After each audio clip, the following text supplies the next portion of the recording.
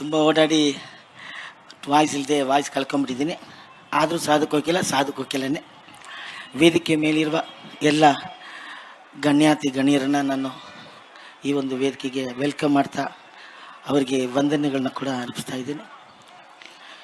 ಈ ಒಂದು ಮಹಾನ್ ಸಂದರ್ಭದಲ್ಲಿ ನನಗೆ ಜವಾಬ್ದಾರಿ ಕೊಟ್ಟಿರುವಂಥ ನಮ್ಮ ಸನ್ಮಾನ್ಯ ಮುಖ್ಯಮಂತ್ರಿಗಳು ಸಿದ್ದರಾಮಯ್ಯ ಸಾಹೇಬರು ಹಾಗೂ ನನಗೆ ಧೈರ್ಯ ತುಂಬಿ ಸ್ಫೂರ್ತಿಯಾಗಿ ನಮ್ಮ ಬೆನ್ನೆಲುಬಾಗಿ ನಮಗೆ ಪೂರಕವಾಗಿ ನಿಂತಿರುವ ನಮ್ಮ ಮಂತ್ರಿಗಳು ಡಿ ಕೆ ಶಿವಕುಮಾರ್ ಸಾಹೇಬರಿಗೆ ವಂದಿಸುತ್ತಾ ಈ ಒಂದು ಚಿತ್ರೋತ್ಸವ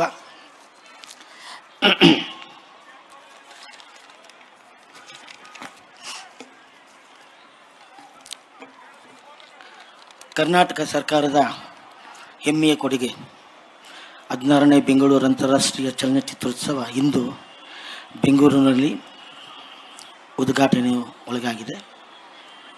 ಇದು ಒಂದು ಐತಿಹಾಸಿಕ ಸಂಗತಿ. ಏಕೆಂದರೆ ಇಂದು ಇಡೀ ಜಗತ್ತು ಬೆಂಗಳೂರಿನಲ್ಲಿ ಸೇರಿಕೊಂಡಿದೆ. ಇಂತಹ ಸಂಭ್ರಮಕ್ಕೆ ಸಾಕ್ಷಿಯಾಗಿರುವ ನಿಮಗೆಲ್ಲ ಸ್ವಾಗತ ಬಯಸಲು ಸಂತೋಷಿಸುತ್ತೇನೆ. ಬೆಂಗಳೂರು ಅಂತಾರಾಷ್ಟ್ರೀಯ ಚಲನಚಿತ್ರೋತ್ಸವ ಇಂದು ವಿಶ್ವ ಮಾನ್ಯತೆ ಪಡೆದಿದೆ. ಗುಣಮಟ್ಟದಲ್ಲಿ ಅತ್ಯುನ್ನತ ಎಂಬ ಪ್ರಶಂಸೆಗೆ ಪಾತ್ರರಾಗಿದೆ. ಬೆಂಗಳೂರಲ್ಲಿ ಜಗತ್ತು ಎಂಬುದನ್ನು ಸಾರ್ಥಕ ಮಾಡಿದೆ.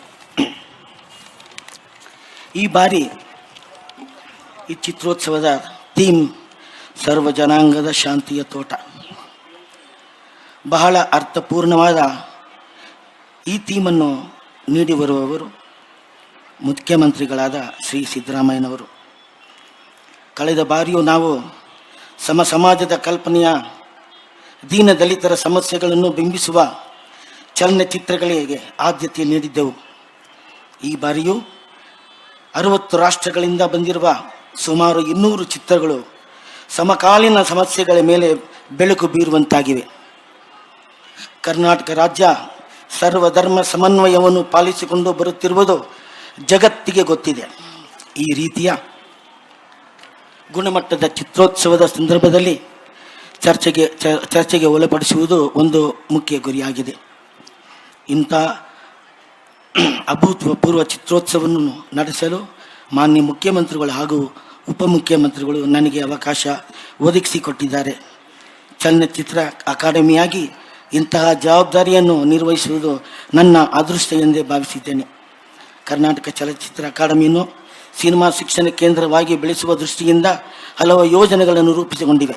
ಅಕಾಡೆಮಿ ಕಚೇರಿ ಇರುವ ಜಾಗದಲ್ಲಿ ಸಾಕಷ್ಟು ಸ್ಥಳ ಇರುವುದರಿಂದ ಅಲ್ಲಿಯೇ ಚಲನಚಿತ್ರ ಸಿನಿಮಾ ಮಂದಿರಗಳ ಸಂಕೀರ್ಣವೊಂದು ಕಟ್ಟಲು ಅವಕಾಶವಿದೆ. ಅದಕ್ಕೆ ಸರ್ಕಾರ ಸಹಕಾರ ನೀಡಬೇಕೆಂದು ಕೋರಿಕೊಳ್ಳುತ್ತೇನೆ.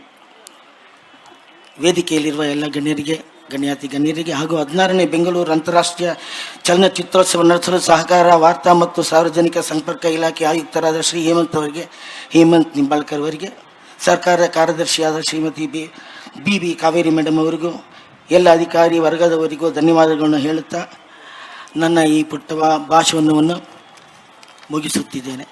ಎಲ್ರಿಗೂ ವೆಲ್ಕಮ್. ನಮಸ್ಕಾರ.